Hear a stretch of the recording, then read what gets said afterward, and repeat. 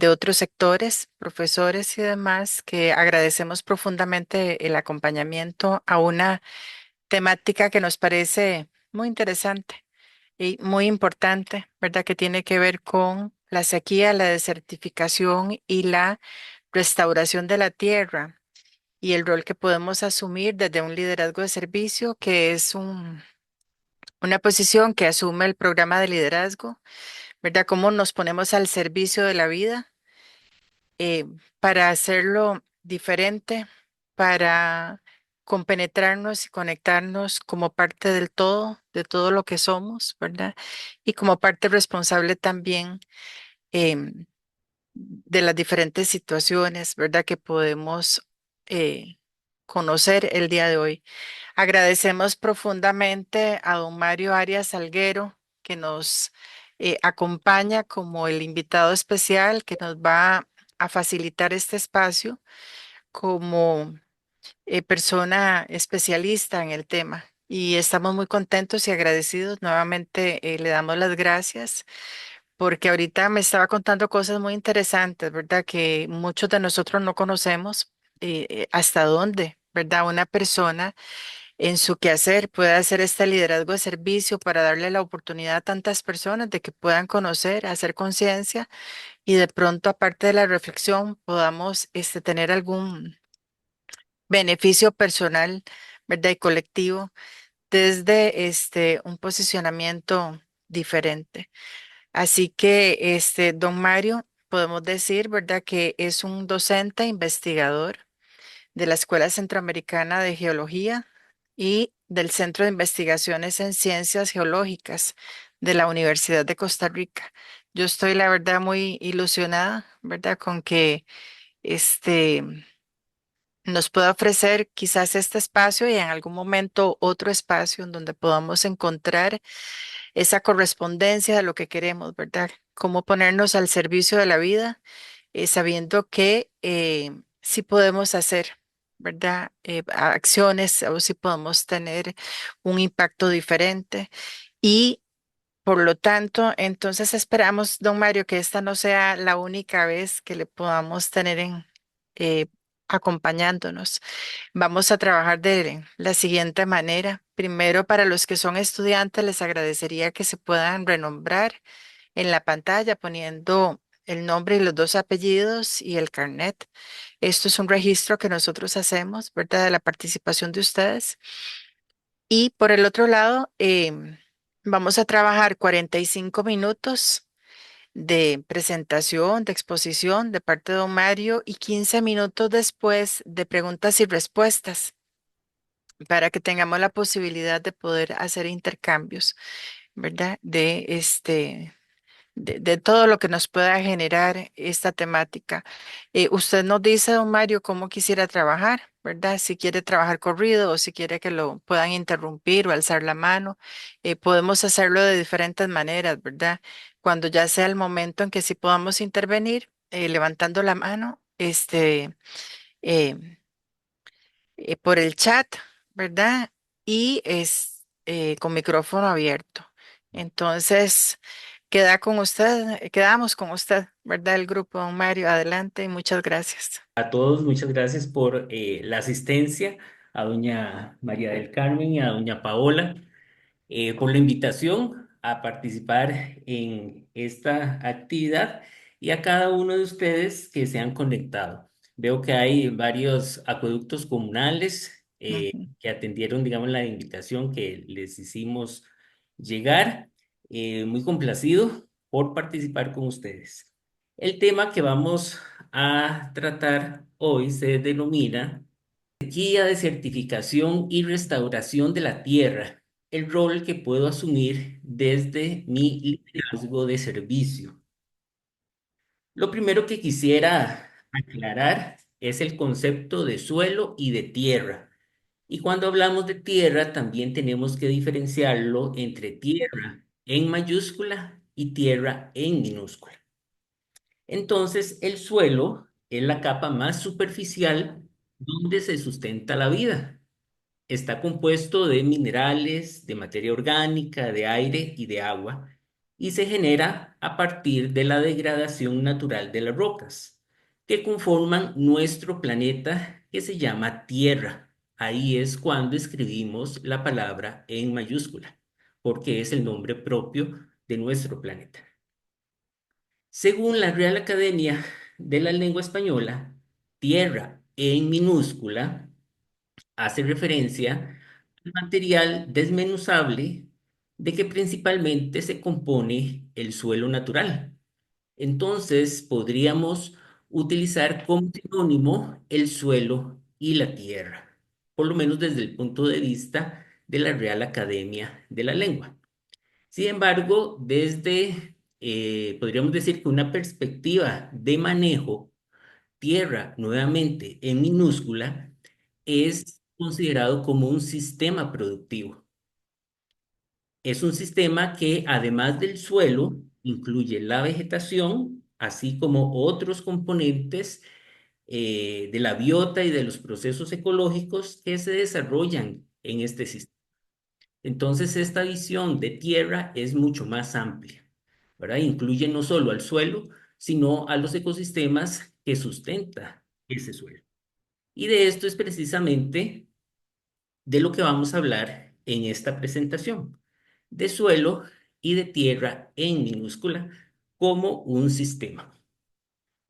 ¿Y por qué es importante esta temática? Pues resulta que más de 2.000 millones de hectáreas a nivel mundial están degradadas, lo que afecta a casi 4.000 millones de personas, es decir, la mitad de la población del planeta. Los ecosistemas están amenazados por sequías cada vez más graves y prolongadas, tormentas, pueden ser de arena o pueden ser exceso de lluvia también, y temperaturas en aumento. Por ello es decisivo o fundamental que encontremos maneras de impedir que las tierras secas se conviertan en desiertos, que las fuentes de agua se contaminen o se evaporen y que el suelo fértil se convierta en polvo. Y entonces, para hablar de este tema y poder dimensionarlo, tenemos que dar un vistazo a nuestro ambiente, a nuestros ecosistemas, sus aportes y amenazas. En la pantalla observamos una imagen del bosque. Los bosques nos brindan aire y agua limpia, capturan enormes cantidades de carbono relacionados con el calentamiento global y son el lugar de la mayoría de la biodiversidad terrestre. Brindan alimento y forraje, combustibles y materiales que como apoyo para la subsistencia de millones de personas en todo el mundo. Sin embargo, los bosques se enfrentan a una gran presión dado el crecimiento poblacional. Extensas áreas de bosque tropicales están siendo taladas para la obtención de materias primas como aceite de palma y carne de res. Por ejemplo, la cuenca del río Amazonas en la actualidad y allá por la década de los 50 y 60 del siglo pasado, la zona norte y sur de nuestro país acá en Costa Rica. El resto de los bosques se está deteriorando también debido a la tala de la industria maderera, la tala para leña, la contaminación, las plagas. Los árboles fuera de los bosques se están retirando rápidamente para dar paso a casas, infraestructura y una agricultura cada vez más intensiva. El agua, podemos hablar de ríos, de humedales, de acuíferos. Los ecosistemas de agua brindan alimento, agua dulce y energía a miles de millones de personas. Nos protegen lógicamente de las sequías e incluso de las inundaciones y brindan un hábitat único a mucha flora y fauna. Dichos ecosistemas suelen encontrarse particularmente en deterioro. Se enfrentan a la contaminación de sustancias químicas, plásticos y aguas residuales, así como a la pesca y a la extracción de agua excesiva. Por ejemplo, el robo de agua subterránea que se extrae de los pozos ilegales acá en Costa Rica, que es un tema que hay que prestarle atención. Suelen, lógicamente, atraer el desarrollo inmobiliario y a la recreación, pero también muchas veces nuestros ríos son canalizados, sus cauces, y otro tipo de actividades como la minería metálica o no metálica para la extracción de grava y arena los deterioran aún más. Los humedales, por ejemplo, también se drenan para la agricultura, para desarrollos turísticos y desarrollos habitacionales. Las zonas urbanas, sí, también ellos son ecosistemas. Ocupan menos de 1% de la superficie terrestre, pero albergan a más de la mitad de su población. Pese a estar hechos de acero y concreto, de tener multitudes y mucho tráfico, los pueblos y ciudades siguen siendo los ecosistemas cuyas condiciones marcan profundamente la calidad de vida. Los ecosistemas urbanos que funcionan bien ayudan a limpiar el aire y el agua, refrescan las islas de calor urbanas, nos protegen ante las amenazas y nos brindan oportunidades para el descanso y el recreo. Incluso pueden albergar gran cantidad de biodiversidad. Sin embargo, los ecosistemas urbanos generalmente están muy deteriorados debido a una mala planificación, hace que se impermeabilicen los suelos, dejando poco espacio para la vegetación y para la infiltración de agua, que es indispensable para la recarga de acuíferos, generando más bien inundaciones urbanas. Los desechos y las emisiones de las industrias, el tráfico y los hogares contaminan los ríos, el suelo y el aire. Los océanos. Es importante recordar que el agua de los océanos cubre más del 70% de la superficie de nuestro planeta. Estos ecosistemas regulan nuestro clima y generan la mayoría de oxígeno que respiramos.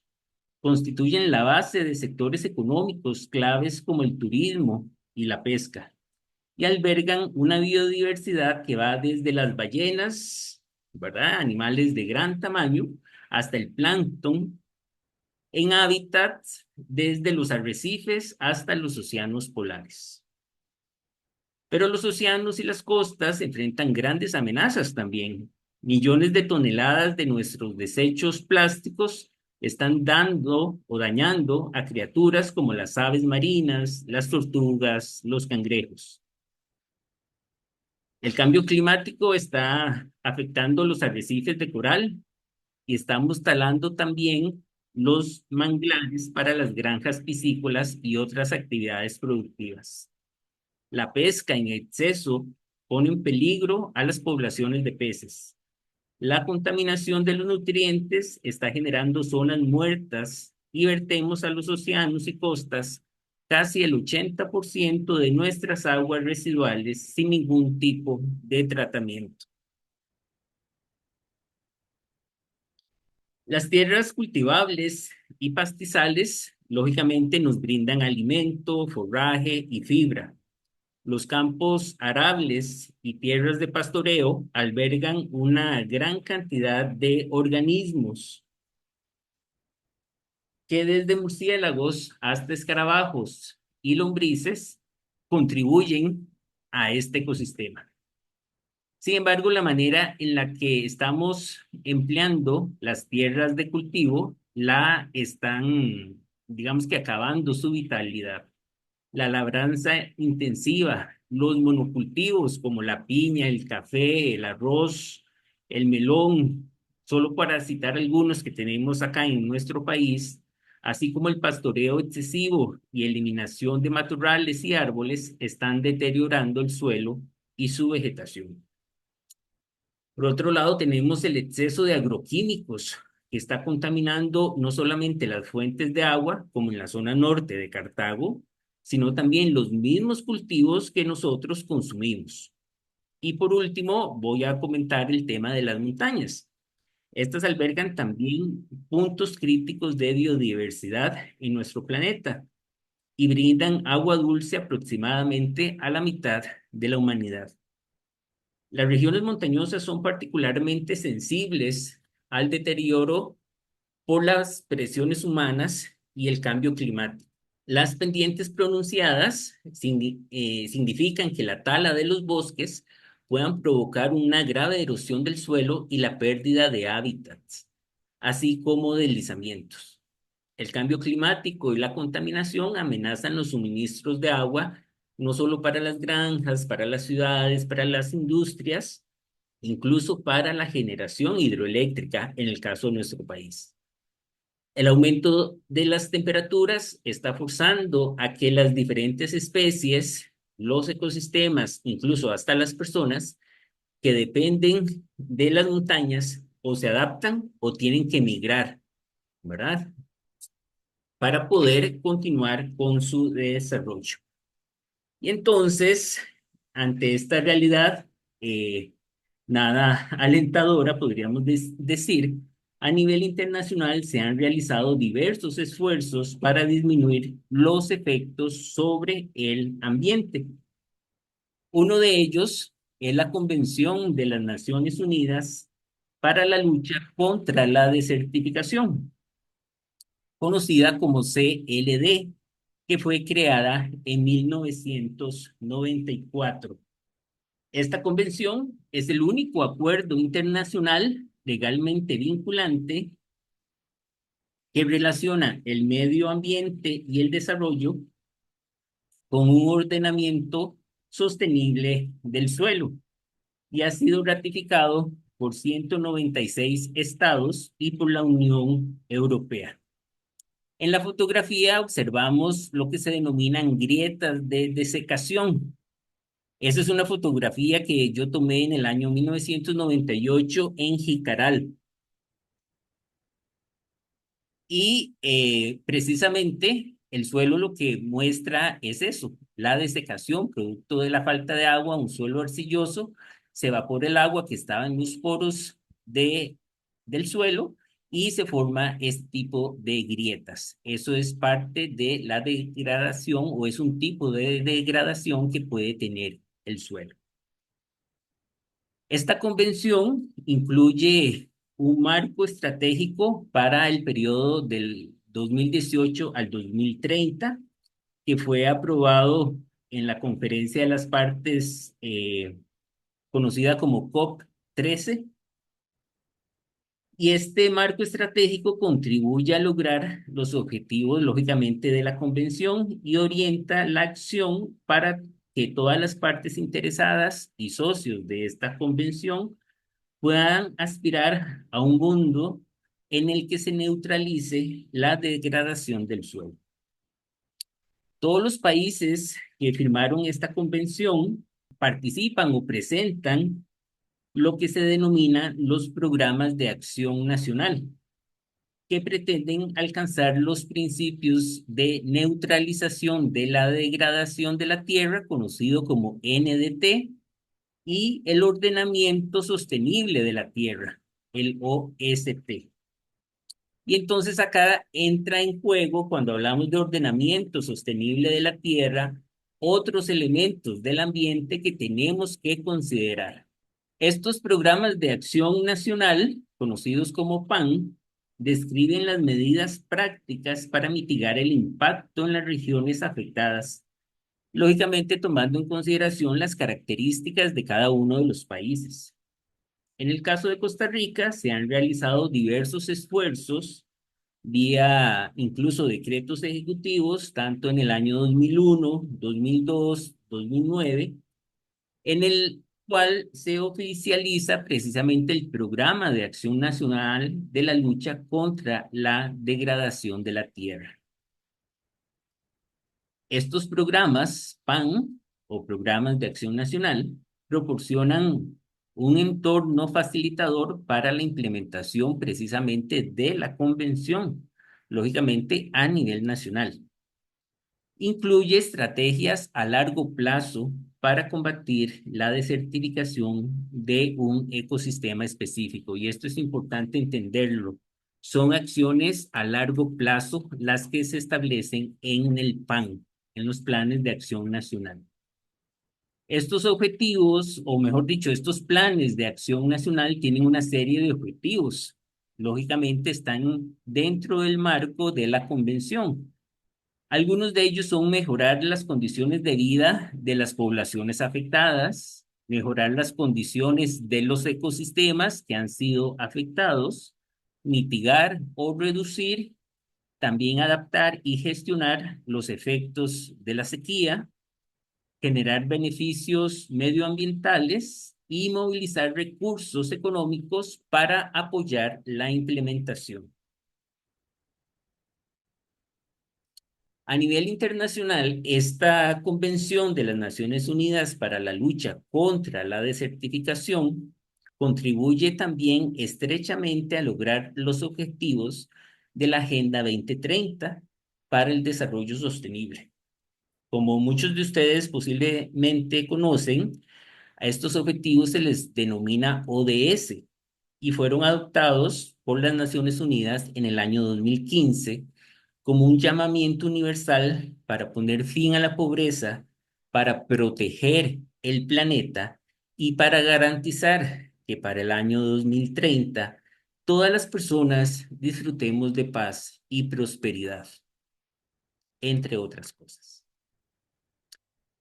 Son 17 objetivos que están estrechamente relacionados. Entonces, el efecto que pueda tener el cumplimiento o no de alguno de estos objetivos se va a ver reflejado en otros. En esta temática de la lucha contra la desertificación y degradación de la tierra, estos tres objetivos que observamos en la pantalla, el 5, el 13 y el 15, son los que tienen una relación directa con la temática. El ODS 5 se llama igualdad de género. Su objetivo es lograr la igualdad entre los géneros y empoderar a las mujeres y a las niñas.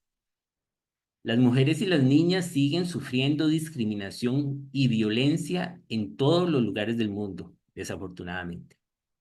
La igualdad entre los géneros no es solo un derecho humano fundamental, sino también es la base necesaria para conseguir un mundo pacífico, próspero y sostenible. Si se facilita a las mujeres y niñas igualdad en el acceso a la educación, en la atención médica, en un trabajo digno y representación en los procesos de toma de decisiones tanto política como económica, se impulsan así las economías sostenibles y se beneficia a la sociedad en su conjunto. La meta 5A se enfoca a emprender reformas que otorguen a las mujeres igualdad de derechos a los recursos económicos, así como acceso a la propiedad y al control de la tierra y otros tipos de bienes, los servicios financieros, las herencias, los recursos naturales, de conformidad con las leyes de cada uno de nuestros países. Uno de estos indicadores, el 5A1, se enfoca a determinar los porcentajes de la población con derechos de propiedad o derechos seguros sobre las tierras agrícolas, diferenciado por sexos. Y también cuantificar la proporción de mujeres entre los propietarios de tierras agrícolas o titulares de derecho por tipo de tenencia. Por su parte, el indicador 5A2 refiere al porcentaje de países en que el ordenamiento jurídico garantiza la igualdad de derechos de la mujer a la propiedad y control de la tierra. El ODS 13, que se denomina Acción por el Clima, pretende adoptar medidas urgentes para combatir el cambio climático y sus efectos. Cada día más personas nos vemos afectadas directamente por las consecuencias del cambio climático, que incluye, por ejemplo, el aumento del nivel del mar o los fenómenos meteorológicos extremos, como lo que está ocurriendo esta semana en la costa mediterránea de España, por ejemplo.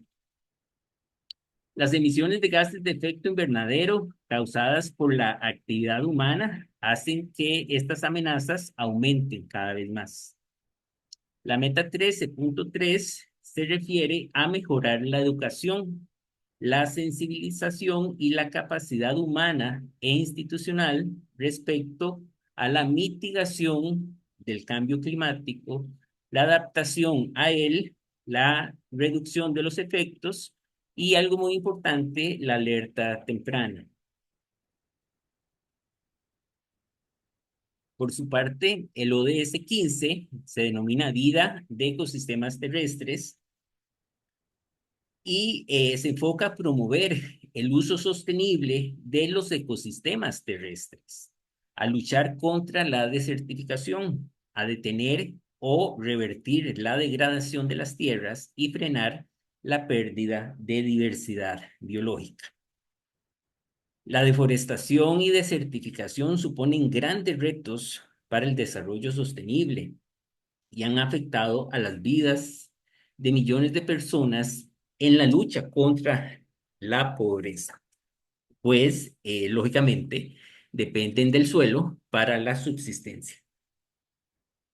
La meta 15.3 establece que de aquí al 2030 se debe luchar contra la desertificación, rehabilitar las tierras y suelos degradados, ¿verdad? Entonces vemos que esta meta es precisamente la temática que estamos tratando. Y entonces entremos, una vez tenemos esta visión a nivel general, global, de cómo las Naciones Unidas está tratando de promover la lucha contra la desertificación, veamos en qué consiste la sequía, la desertificación y cómo podemos contribuir a restaurar la tierra. En la lámina observamos eh, un cauce de un río donde vemos niveles de agua muy bajos, ¿verdad? Está completamente seco.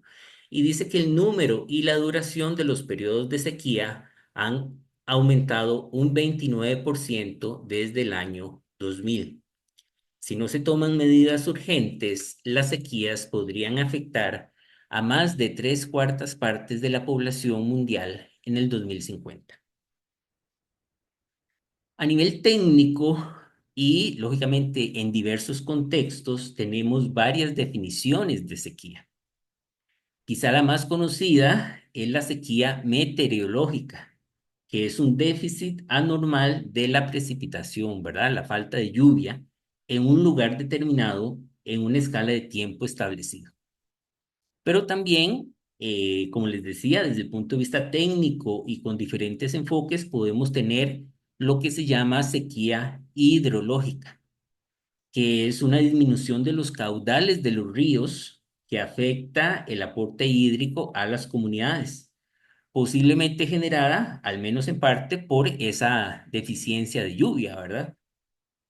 Podemos tener también la sequía agrícola, que lógicamente es un déficit de humedad de agua en el suelo que afecta la producción de cultivos y generada posiblemente también por las deficiencias de riego o la falta de lluvia.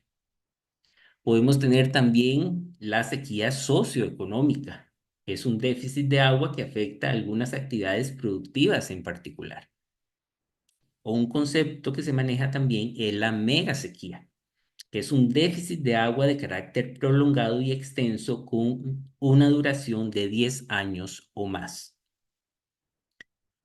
En Centroamérica, las sequías entendidas precisamente como esta déficit de lluvia por un periodo de tiempo que genera un desequilibrio, ha afectado la producción de granos básicos durante la última década, registrándose pérdidas en las cosechas e impactos en los precios, lógicamente. En el periodo del año 2015-2016 se generó una sequía relativamente importante. Por ejemplo, en Guatemala hubo pérdidas de cultivos de maíz y frijol, 55.000 toneladas de maíz y 11.500 de frijol se perdieron. En el caso de nuestro país, en Guanacaste, hubo descensos en los niveles de agua subterránea y entonces todos los acueductos que se abastecían de pozos, pues tuvieron problemas eh, para brindar el servicio, ¿verdad? Porque había disminuido la cantidad de agua. Eso impactó también en el riego y en la ganadería, ¿verdad? Y lógicamente, pues desde el punto de vista económico también hubo pérdidas significativas. En la región centroamericana, estas sequías impactan diferentes actividades productivas, ¿verdad? Están asociadas con el fenómeno del Niño, que es un aumento en la temperatura superficial del mar en el Océano Pacífico ecuatorial, que favorece las condiciones secas acá en la región centroamericana. Produce un veranillo más corto, días con temperaturas más altas y una época seca más prolongada.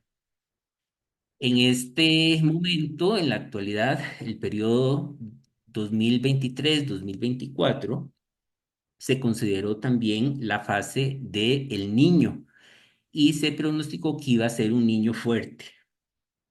Este niño produjo también sequías, altas temperaturas y otro elemento importante que entra en juego, los incendios forestales.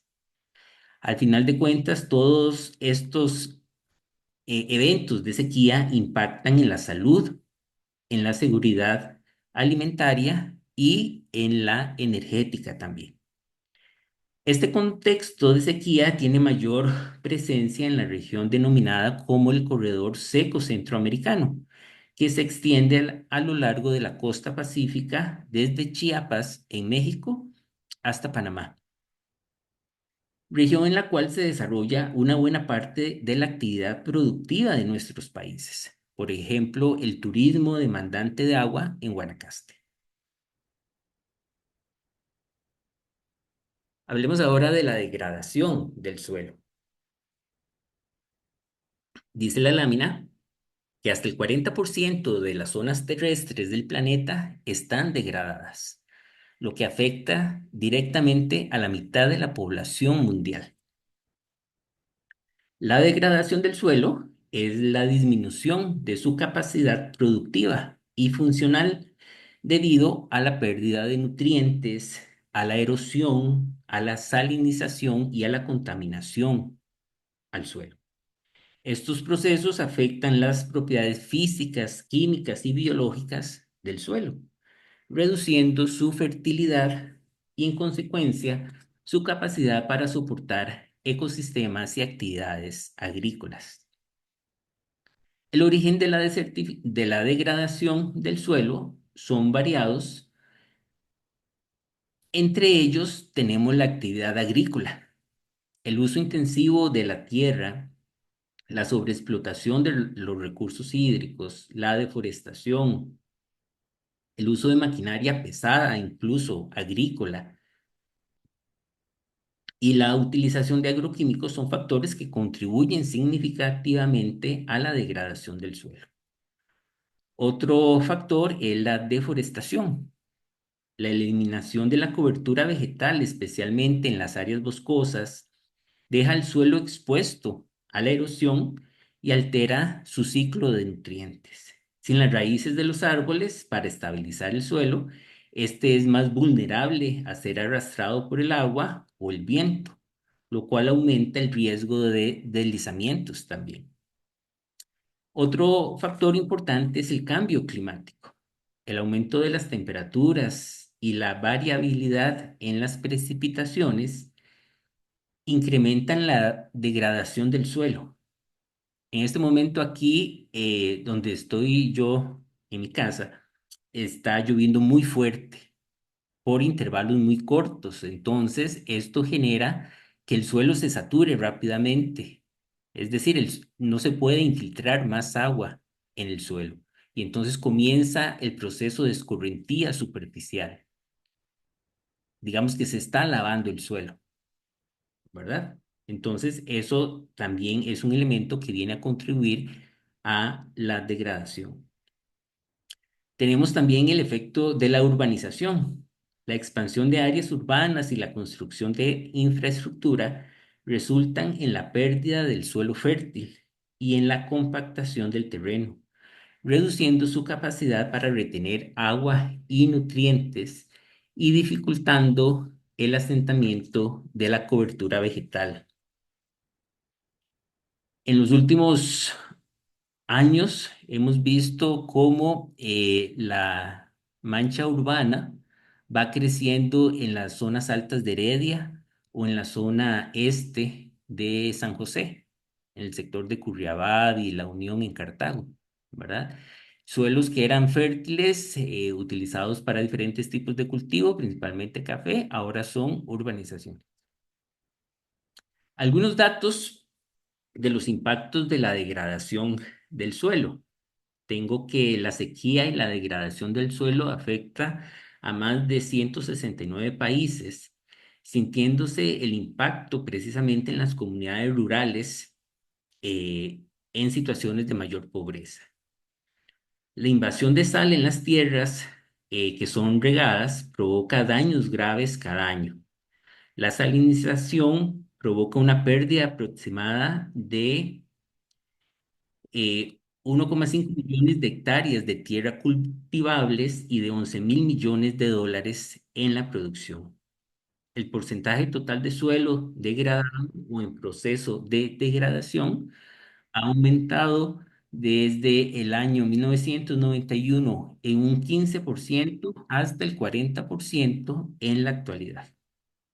En los últimos 2 siglos, el ser humano ha eliminado o convertido el 70% de las praderas y el 50% sabanas, perdón, para fines agrícolas.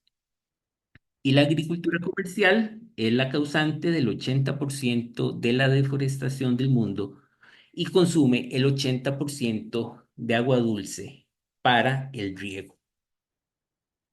Las malas prácticas de gestión y uso abusivo del suelo conducen a su degradación, afectando de forma diferente la vida de los hombres y de las mujeres. La situación de pobreza de las mujeres limita su contribución a los esfuerzos para combatir la desertificación y los efectos en la sequía. En muchos países pobres, el 95% de las mujeres activas económicamente trabajan precisamente en la agricultura. Pero ¿qué pasa? A menudo estas mujeres solo pueden tener acceso a la tierra de la que dependen para obtener sus alimentos, ingresos o vivienda a través de la relación con un pariente masculino, su esposo, su padre o su hermano. Cuando las mujeres carecen del control legal y social sobre la tierra de la que dependen, se encuentran en riesgo de desplazamiento y de explotación. Esto dificulta la capacidad de las mujeres para salir ellas mismas adelante y sacar a sus familias de la pobreza en la cual se puedan encontrar. Así, el tema de género es reconocido a nivel internacional como uno de los factores críticos a tomar en cuenta. De modo que los países también han acordado en esta Convención contra la Desertificación un plan de acción de género que tiene como fin precisamente disminuir esas brechas de género y promover así la participación, el acceso a las oportunidades, los derechos, la posibilidad de poder influir y tomar decisiones y tener acceso a ingresos y uso de los recursos de todo tipo, incluido lógicamente el suelo. Así, superando las desigualdades de género, se pueden introducir prácticas mucho más sostenibles en beneficio de la agricultura, de la economía más amplia y de la sociedad en su conjunto.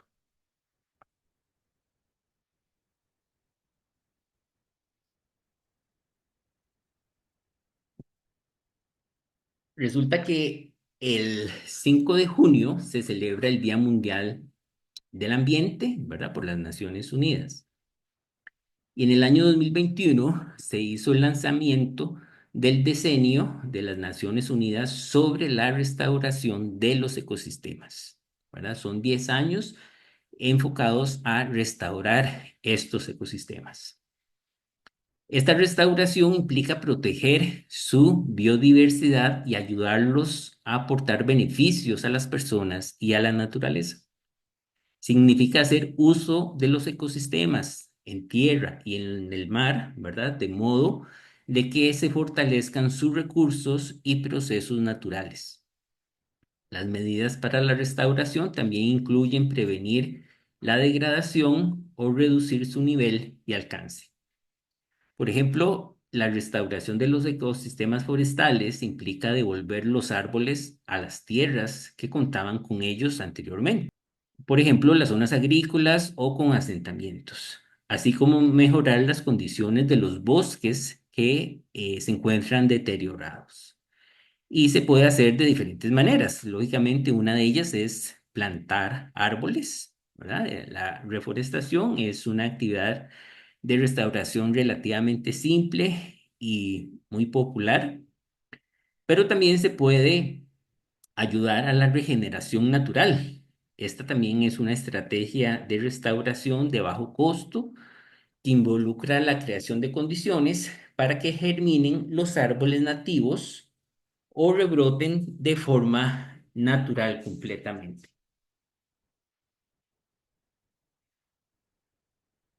Ahora veamos un poco también el papel de nuestro país, Costa Rica como líder a nivel internacional.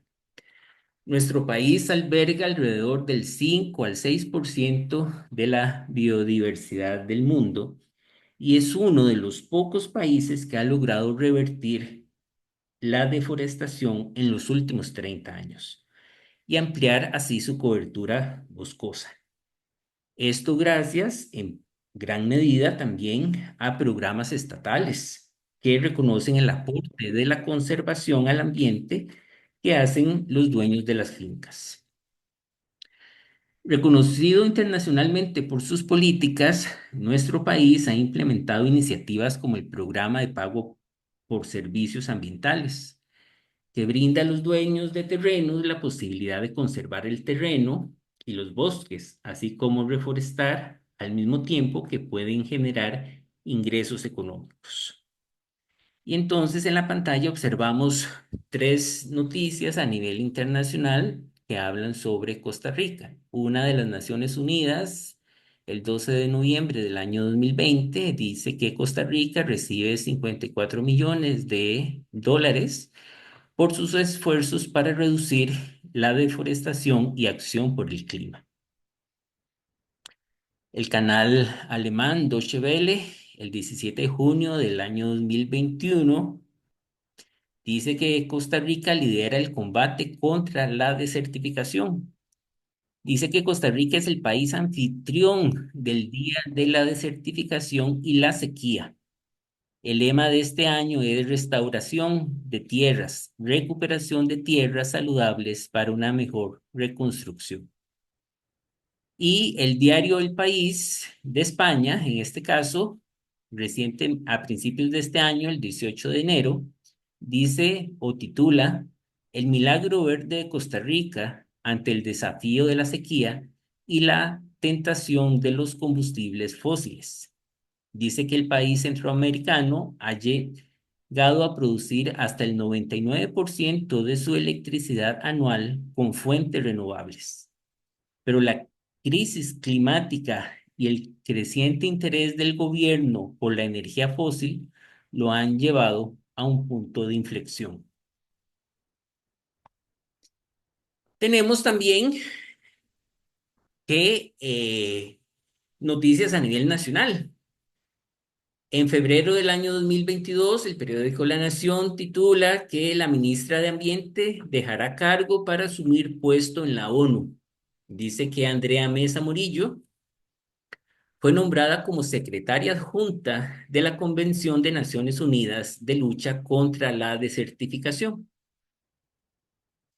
Y recientemente, el 12 de octubre de este año, en diferentes medios se publicó que el expresidente Carlos Alvarado será miembro del Comité Asesor de las Naciones Unidas sobre el combate a la degradación ecológica.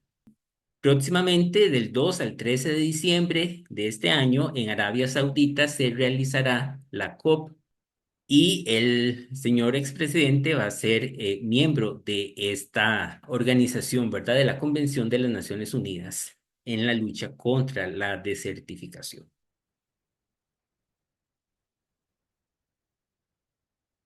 Ahora, este año, 2024, el Día Mundial del Ambiente, celebrado el 5 de junio, se centró también en el tema de la restauración de las tierras, en detener la desertificación y fortalecer la resiliencia a la sequía bajo el lema, traducido, ¿verdad?, del inglés al español: nuestra tierra, nuestro futuro, somos la generación de la restauración. Pero de igual manera, las Naciones Unidas establecen el 17 de junio de cada año desde el 1994 el Día de la Lucha contra la Desertificación y la Sequía. Estas fechas son obviamente una oportunidad para recordar que se puede neutralizar la degradación de la tierra mediante la búsqueda de soluciones con un firme participación comunal, ¿verdad? En todos los niveles y cooperación también. Y para ello, este año se utiliza este logo. Este logo es muy significativo porque tiene una mano en forma de paloma. Dentro de la mano, en la palma, tenemos dos manos que se dan la mano, valga la redundancia. En una de las manos nace una planta, ¿verdad? Haciendo precisamente alusión a la paz con la naturaleza. Y la frase principal es nuestro legado, nuestro futuro, porque lógicamente, dependiendo de lo que hagamos, así va a ser nuestro futuro. Y entonces acá llegamos a el tema: ¿qué puedo hacer yo para contribuir con la restauración de la tierra? ¿Verdad? Los procesos de sequía son procesos naturales que ocurren a nivel planetario o regional en una comunidad, en los cuales el ser humano pues generalmente no puede evitarlos, pero sí se puede preparar ante los efectos de él. Lo mismo que la desertificación. Precisamente la restauración es la manera en la cual podemos revertir esa desertificación, ¿verdad? Entonces, nosotros como personas, ya sea que trabajemos en un organismo nacional, de un departamento, de una municipalidad, en una organización comunal, o que seamos estudiantes de medicina, de educación, de derecho, de biología, de antropología, de cualquiera de las ramas, ¿qué podemos hacer nosotros como personas para revertir estos procesos de sequía y desertificación? Y entonces aquí yo voy a romper el protocolo y me voy a atrever a pedirle a dos o tres de las personas participantes que quieran levantar la mano y nos cuenten qué podrían, desde su propia experiencia, desde sus condiciones, hacer ustedes para restaurar la tierra, ¿verdad? Entonces, vamos a ver si hay algunas personas que estén interesadas en participar, que puedan levantar la mano para darle la palabra. Bueno, hay muchas cosas que podríamos hacer. Eh, Cosas tan sencillas, digamos, pensando en que nosotros estamos en nuestra casa. Posiblemente en nuestra casa tenemos plantas, puede ser que tengamos un jardín. Las plantas requieren agua. ¿verdad? Entonces, en ciertas épocas del año, el agua cae de la lluvia y no requiere riego las plantas, pero en otras sí. Y entonces, una acción muy sencilla que podemos hacer es regar esas plantas bajo ciertas condiciones de horario, por ejemplo. No regar al mediodía, donde el agua se va a evaporar precisamente por el calor que hace, sino regar temprano en la mañana o regar tarde en las últimas horas de la tarde, ¿verdad? Entonces, eso es una técnica muy sencilla que nos ayuda a restaurar la tierra. La asada de Calle Lajas tiene la mano levantada adelante. Buenas tardes. Nosotros estamos en Santa Bárbara de Heredia y queremos aportar. Realmente, digamos, es un tema donde nos preocupa a todos y realmente somos todos los que tenemos que hacer el cambio. Necesitamos hacer un buen manejo de todas las cosas que nosotros hacemos el día a día, como el manejo de las aguas residuales. Son aguas que se pueden tratar para riego, son aguas que se pueden tratar para un manejo más eficiente, digamos, en lugar de gastar el agua potable. Además de eso, dentro de nuestras casas tenemos residuos como las cáscaras de huevo, como las cáscaras de plátano, un montón de elementos que podemos trabajar para ayudar, digamos, a la tierra.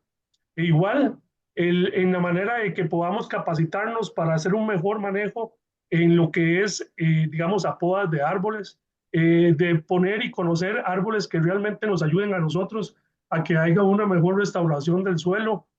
En la parte, digamos, de manejo en los ríos, si vamos a algún lado, pues llevar la bolsita, como se hace cuando pasan con los perritos a pasearlos. Vamos a un lugar y nosotros mismos también enseñamos a otros a recoger la basura, a hacer reciclaje. Los blogs estos que se hacen con las botellas plásticas, yo he hecho pruebas de mi casa de que antes sacaba una bolsa de basura llena los días que pasaba la basura y ahora lo que saco es una bolsa cada 15 días. Quiere decir que consumimos muchas cosas que podemos manejar. Eso es lo que quisiera yo aportar como oyente de este excelente tema. Muchas gracias. Muchas gracias, muy amable. Muy bien, todo lo que dijo viene a contribuir a restaurar la tierra, ¿verdad? ¿Alguna otra persona que quiera participar? Don Mario también nos está por chat dando opinión al respecto. Sí. Permítame un momentito entonces para leer. Vamos a ver. Dice Rodolfo López, difundir en la comunidad información de la situación delicada del agua y difundir estrategias de ahorro y cuidado del recurso. Claro, yo generalmente en los cursos que imparto siempre hago esta reflexión, que nosotros acá en el caso de Costa Rica hacemos un uso indiscriminado del agua potable. Los servicios sanitarios utilizamos con agua potable. Lavamos los vehículos con agua potable. Regamos el jardín, ¿verdad? Que estaba comentando anteriormente, con agua potable, ¿verdad? Y muchas de estas actividades no requieren agua potable para poderse realizar, ¿verdad? Entonces tenemos que aprender a utilizar correctamente nuestros recursos. Tengo también Alisa Pichardo que dice, ¿se puede ligar ese tema con planes de manejo de cuencas hidrográficas y cómo? Claro que sí, porque precisamente en el caso específico de nuestro país, el Plan de Acción Nacional, este PAN, establece que las estrategias de restauración se hacen a nivel de cuenca.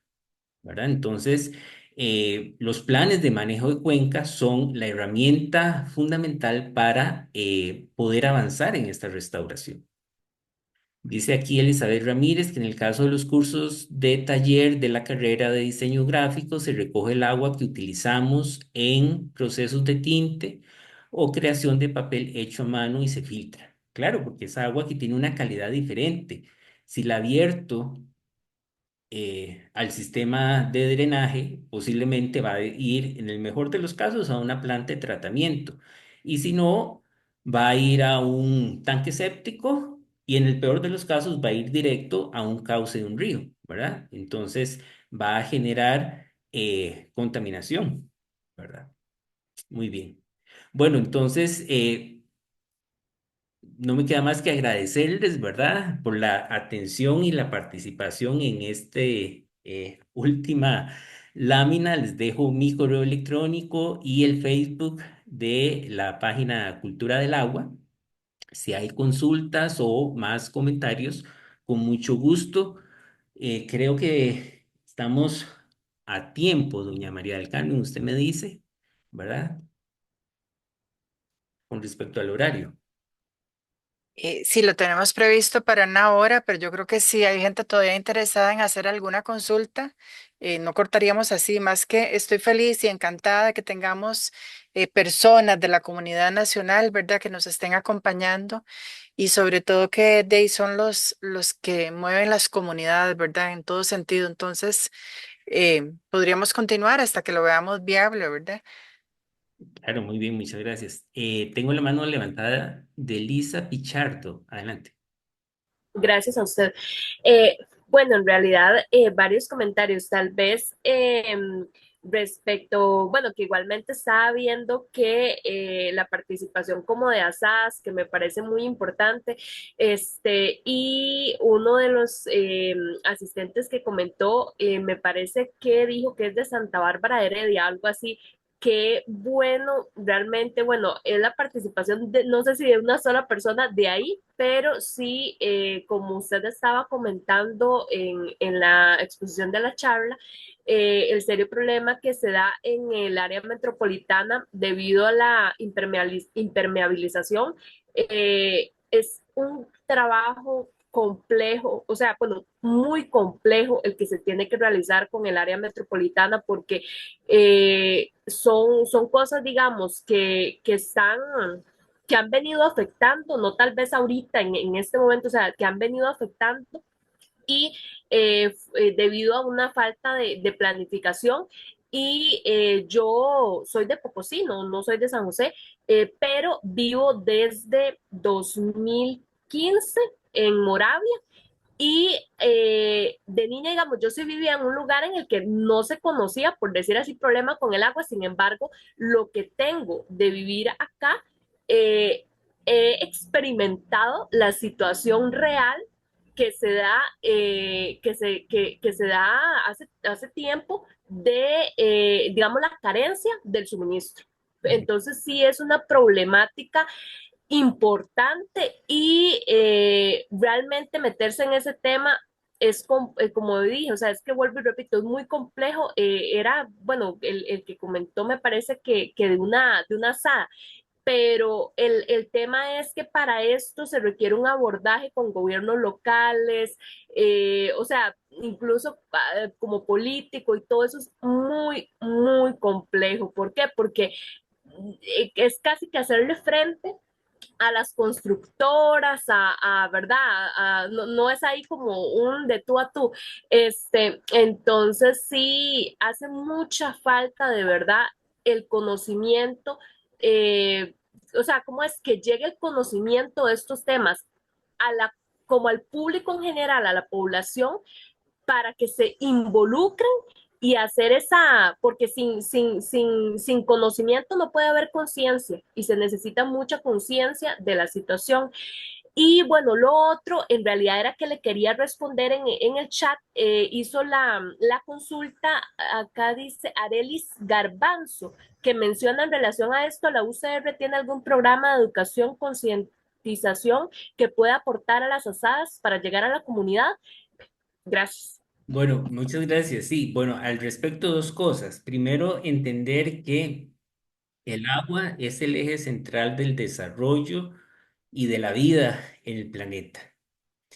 El tema de gestión integrada del recurso hídrico que hablaba la compañera, el tema de gestión de riesgo, el tema de objetivos de desarrollo sostenible, todos se interconectan precisamente en el agua, por el exceso o por la carencia del agua, ¿verdad? Y la protección del agua pasa, nos guste o no, por la regulación del uso de la tierra. ¿verdad? Por el ordenamiento ambiental del territorio. Entonces, vemos que es un proceso muy complejo porque entra en juego, como decía la compañera, la parte económica, política y ambiental, ¿verdad? Eso es desarrollo sostenible. Con respecto a la consulta, yo no la vi realmente, perdón, en el chat. En esta página de Cultura del Agua, la Universidad de Costa Rica tiene un programa ya desde hace varios años y varias de las asadas que están aquí presentes han llevado algunos de los cursos que impartimos cada año. Cada año hemos estado impartiendo 8 cursos de 12 horas, son cursos virtuales, gratuitos, sin requisitos académicos, dirigidos al público en general.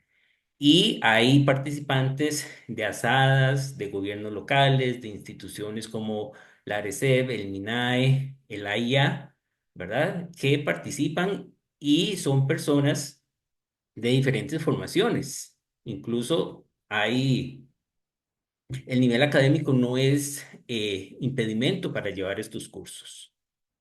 Un porcentaje del orden del 5 al 10% de las personas que los matriculan son personas que solo han concluido la primaria o la secundaria, ¿verdad? Son totalmente gratuitos y tienen una gran ventaja de que siempre las clases quedan grabadas. Y entonces existe la flexibilidad de aquellas personas que por uno u otro motivo no se pueden conectar. Esto ha permitido que en cada uno de sus cursos se matriculen alrededor de 200 a 300 personas, ¿verdad? Entonces, si es de su interés, le invito para el próximo año. El próximo año estaremos impartiendo 12 cursos. Toda la información la puede conseguir en el Facebook de Cultura del Agua. No sé si hay alguna otra intervención. Quizás, Mario, poder reconocer estas, nos dice doña Clemencia que ella es licenciada en educación, profesora pensionada y que tiene un programa de talleres ecológicos, ¿verdad? Qué interesante y que ha tenido y impartido hasta 500 talleres, ¿verdad? Entonces, vemos también cuando se dan estos espacios que podemos ir reconociendo, ¿verdad? Acciones importantes que se están dando que no siempre conocemos. Claro. Entonces, bueno, yo creo que podríamos eh, cerrar acá. Ya se nos están dando bastantes personas y bueno, habíamos planteado el tiempo y no queremos tampoco extendernos tanto para efectos de que sea viable. Agradecerle profundamente a don Mario su participación, traernos a colación, ¿verdad? Todo el conocimiento y la experiencia, la vivencia que usted tiene, así como la participación tanto de nuestros estudiantes, profesores y, por supuesto, las personas de la comunidad nacional que nos han acompañado el día de hoy. Quedo súper contenta de tener esta oportunidad de traerles acá. Y bueno, Lajas es precioso, ¿verdad? Así que para los que conocemos por allá, qué bonito que nos acompañen. Así que muchísimas gracias. Que tengan una muy buena tarde. Muchas gracias a ustedes. Muy buenas tardes. Hasta luego.